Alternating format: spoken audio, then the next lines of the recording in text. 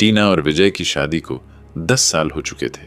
शुरुआती कुछ साल तो प्यार और खुशियों से भरे थे, लेकिन धीरे धीरे विजय अपने काम में इतना व्यस्त हो गया कि टीना उसके जीवन में एक परछाई बनकर रह गई। वह दिन भर विजय का इंतजार करती, लेकिन विजय के पास उसके लिए समय ही नहीं था। रोज की तरह उस दिन भी विजय देर रात घर लौटा। टीना चुपचाप बालकनी में बैठी थी। ठंडी हवा उसके आंसुओं को सूखा रही थी। उसने कई बार कोशिश की थी कि विजय से अपने दिल की बात कहे, लेकिन विजय हमेशा कहता, यार बहुत थका हूं, बाद में बात करते हैं। उस रात टीना ने तय कर लिया कि अब वह अपनी भावनाओं को शब्दों में उतारेगी। उसने एक कागज निकाला और लिखना शुरू किया।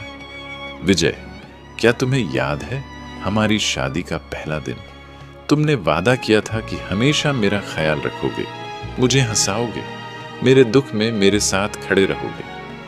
लेकिन अब तुम मेरे साथ होते हुए भी नहीं होते। मैं दिन भर अकेली रहती हूँ तुम्हारे इंतजार में। तुम्हारे बिना भीड़ में भी अकेली महसूस होती हूँ। क्या कभी तुम्हें एहसास हुआ कि मैं भी इंसान हूँ, मुझे भी प्यार और अपनापन चाहिए? मुझे सिर्फ एक चीज चाहिए, तुम्हारा थोड़ा सा समय, थोड़ा सा प्यार। खत लिखते लिखते टीना की आंखें भर आईं। उसने खत को मोड़ा और सोचा कि सुबह विजय को देगी, लेकिन सुबह कभी नहीं आई। रात में ही अचानक टीना की तबीयत बिगड़ गई। दिल का दौरा पड़ा और सब कुछ खत्म हो गया। जब विजय जागा तो उसके पास सिर्फ टीना की निःशब्द देह थी और वह अधूरा खत जिसे उसने कभी पढ़ा ही नहीं था।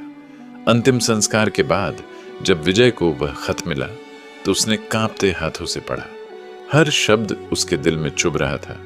उसे एहसास हुआ कि उसने कितना कुछ खो दिया था। एक ऐसी इंसान जो बस उसका साथ चाहती थी।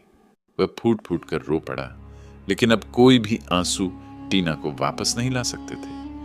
प्यार जताने के लिए उसने बहुत देर कर दी थी, बहुत देर।